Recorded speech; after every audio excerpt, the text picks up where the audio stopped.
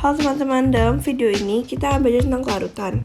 Apa itu kelarutan? Kelarutan merupakan jumlah maksimum suatu senyawa atau zat yang bisa larut dalam sejumlah pelarut, dilambangkan dengan S. Nah, dalam bab-bab sebelumnya, kelarutan ini dapat dilambangkan dengan M, tapi dalam bab ini kita lambangkan dengan huruf S. Nah, berdasarkan sifat kelarutannya, kondisi garam dapat dibagikan menjadi 3 kondisi. Kondisi yang pertama adalah kondisi tidak jenuh, artinya kondisi saat konsentrasi nyata suatu garam belum melampaui kelarutannya, sehingga masih bisa larut. Nah, kondisi kedua yaitu tepat jenuh, artinya kondisi saat konsentrasi nyata suatu garam sama dengan kelarutannya, sehingga zat dapat mengendap. Yang kondisi ketiga itu kondisi lewat jenuh, artinya kondisi saat konsentrasi nyata garam melampaui kelarutannya, sehingga zat mengendap lebih banyak daripada yang larut. Nah, kita bayangkan kalau misalnya kita punya segelas air, terus kita tambahkan dengan 1 sendok garam.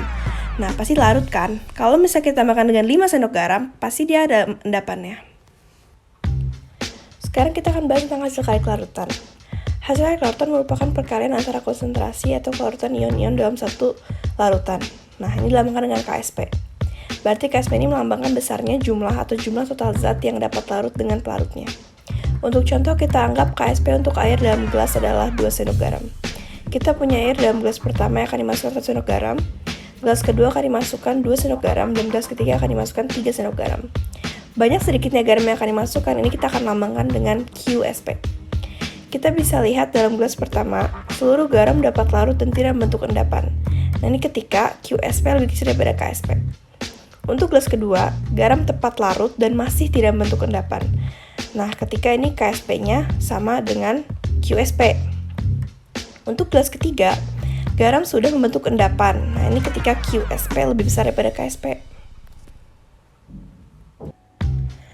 Sekarang kita akan bahas tentang pengaruh ion senama pada kelarutan. Nah, di sini kita punya 2 gelas. Gelas pertama yang hanya berisi air dan gelas kedua berisi air dan garam sebanyak 2 sendok.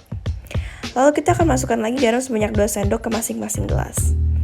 Kita akan anggap KSP-nya adalah 3 sendok.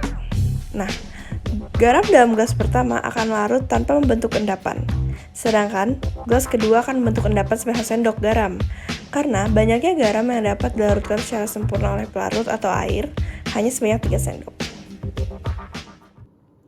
Sekian penjelasan kelarutan dari saya. Terima kasih sudah menonton, semoga bermanfaat.